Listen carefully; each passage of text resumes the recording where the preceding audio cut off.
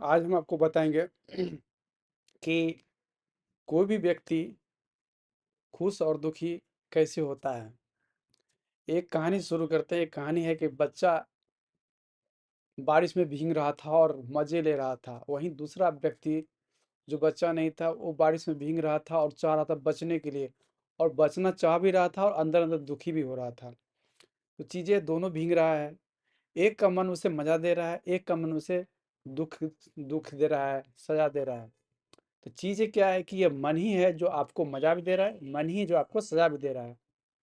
तो मज़ा लेना है कि सज़ा लेना है, ये आपके रिएक्शन में निर्भर करता है।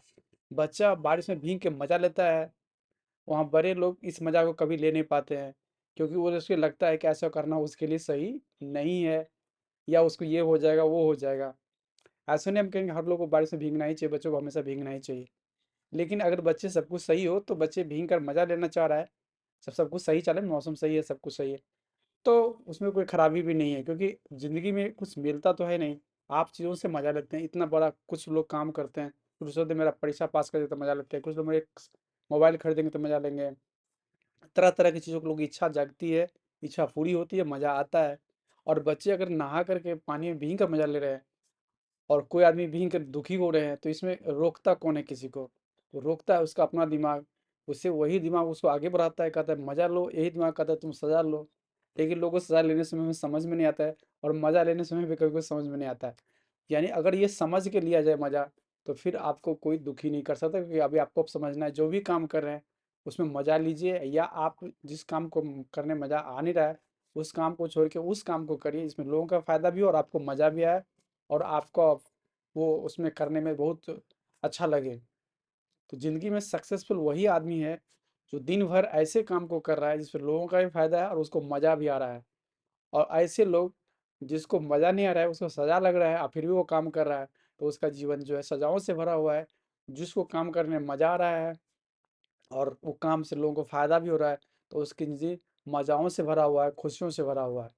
तो हमारा यही कहना है कि जब मन ही आपको सब कुछ करा रहा है, तो मन उससे मज़ा क्यों नहीं लिया जाए। लेकिन ये भी लिया जाए अपना समझ करके, ऐसा नहीं कि बेहोश होकर मज़ा नहीं लिया जाए, होश में लेके लिया जाए। अगर होश में लेते हैं तो हमें पता होता है कि हमें कितना लेना चाहिए। ऐसा नहीं कि बेहोश होकर लिया जाए और बीमार पड़ जाए।